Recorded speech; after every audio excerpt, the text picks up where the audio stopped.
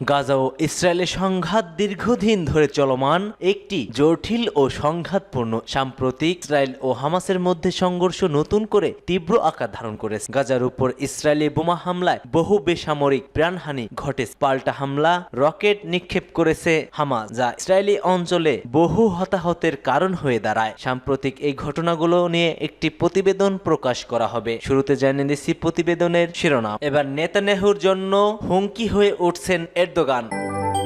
জানিয়ে দিচ্ছি নতুন হাইপারসনিক ক্ষেপণাস্ত্র পরীক্ষা, শত্রুদের যে কঠিন বার্তা দিয়েছেন কিম জং উন। একই সঙ্গে জানিয়ে দিচ্ছে যুদ্ধের মাঠে কতটা ভয়ঙ্কর হবে চীনের ষষ্ঠ প্রজন্মের রহস্যময় যুদ্ধ বিমান। এবং সর্বশেষ থাকছে দক্ষিণ কোরিয়ায় বৈঠকে ছিলেন ব্লিংকেন, ব্যালিস্টিক ক্ষেপণাস্ত্র ছুড়লেন উত্তর কোরিয়া। এতক্ষণ সংবাদ শিরোনাম, এবার বিস্তারিত। তবে তার আগে কে কোথা থেকে আমাদের ভিডিওটি দেখছেন ও শুনছেন জানিয়ে দিন কমেন্ট সেকশনে। একই সঙ্গে কমেন্ট করে জানিয়ে দিন আপনার মূল্যবান মতামতটি। আর আপনি যদি ফিলিস্তিনকে সমর্থন করে থাকেন অবশ্যই ভিডিওটিতে একটি লাইক করবেন, চ্যানেলটিকে সাবস্ক্রাইব করার অনুরোধ রইল।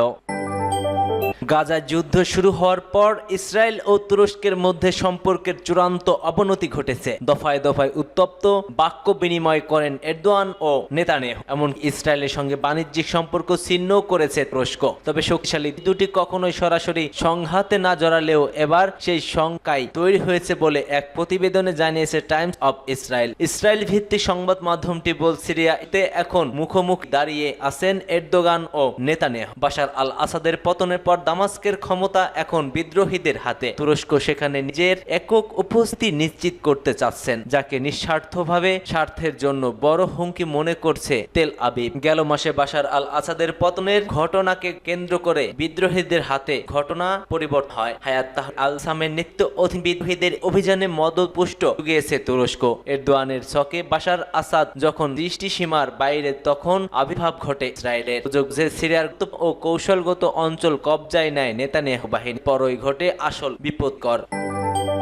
নতুন হাইপারসনিক ক্ষেপণাস্ত্র পরীক্ষা, শত্রুদের যে কঠিন বার্তা দিয়েছেন উত্তর কোরিয়ার কিম জং উন। উত্তর কোরিয়ার নেতা কিম জং উন বলছেন পরীক্ষামূলক উৎক্ষেপণে একটি নতুন হাইপারসনিক ক্ষেপণাস্ত্র ব্যবস্থা ব্যবহার করা হয়েছে। এটি প্রশান্ত মহাসাগরে আমাদের প্রতিদ্বন্দ্বীদের প্রতিহত করতে সাহায্য করবে। রাষ্ট্রীয় সংবাদ সংস্থা কেসিএনএন এক প্রতিবেদনে এ তথ্য জানিয়ে খবর এনডিটিভি। কেসিএনকে কিম জং উন বলছে হাইপারসনিক ক্ষেপণাস্ত্র ব্যবস্থা নির্ভরযোগ্যভাবে প্রশান্ত মহাসাগরীয় অঞ্চলে যে কোনো প্রতিদ্বন্দ্বীকে প্রতিহত করবে, যা আমাদের রাজ্যের নিরাপত্তাকে প্রভাবিত করতে পারে। কিম আরো বলছেন ক্ষেপণাস্ত্রটি 1500 কিলোমিটার পর্যন্ত উড়েছিল, যদিও দক্ষিণ কোরিয়া জানিয়েছে ক্ষেপণাস্ত্র 1100 কিলোমিটার পর্যন্ত উড্ডয়ন হয়েছে। কিমের মতে এটি স্পষ্টতই আত্মরক্ষার একটি পরিকল্পনা, কোনো আক্রমণাত্মক পরিকল্পনা বা পদক্ষেপ এটা গ্রহণ করে না। উল্লেখ্য, দক্ষিণ কোরিয়ায় মাঝারি পাল্লার ব্যালিস্টিক ক্ষেপণাস্ত্র ছুড়েছিল উত্তর কোরিয়া। পরীক্ষামূলকভাবে ক্ষেপণাস্ত্র যখন ছোড়া হয়, তখন মার্কিন পররাষ্ট্রমন্ত্রী অ্যান্টনি ব্লিংকেন দেশ রাজধানী সিউলে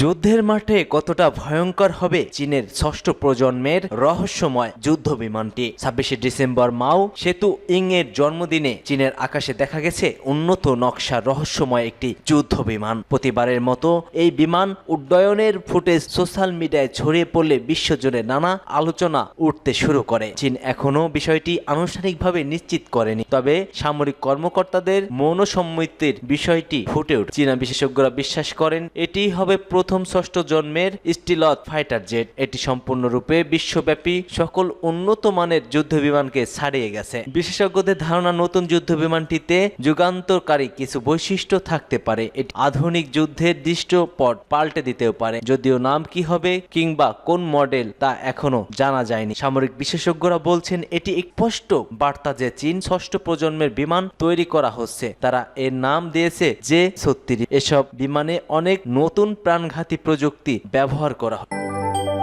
দক্ষিণ কোরিয়ার বৈঠকে ব্লিংকেন, ব্যালিস্টিক ক্ষেপণাস্ত্র ছুড়েছিল উত্তর কোরিয়া। মার্কিন যুক্তরাষ্ট্রের পররাষ্ট্রমন্ত্রী অ্যান্থনি ব্লিংকেন দক্ষিণ কোরিয়ার দেশটির ভারপ্রাপ্ত প্রেসিডেন্ট চোইং সাং মোকের সঙ্গে বৈঠক করেছে। আল জাজিরা জানিয়েছে ব্লিংকেন যখন সিউলে বৈঠক করছে তখনই সাগরে ব্যালিস্টিক ক্ষেপণাস্ত্র নিক্ষেপ করেছে উত্তর কোরিয়া থেকে। ছোড়াটি 1100 কিলোমিটার দিকে কোরিয়ার ও জাপানের জলসীমানায়। দক্ষিণ কোরিয়ার সামরিক বাহিনী জানিয়েছে এটি এক মাঝ পাল্লার এক ব্যালিস্টিক ক্ষেপণ ধারণা করা। মার্কিন পররাষ্ট্র অ্যান্থনি ব্লিংকেন তখন কোরিয়ার ভারপ্রাপ্ত প্রেসিডেন্ট চোই সাং মোকরের সঙ্গে বৈঠক পরাপরই শনাক্ত এরপর নজরদারি জোরদার করা হয়। তাদের বিশেষ বাইরে কোনো জাহাজ বা বিমানে ক্ষয় খবর পাওয়া যায়।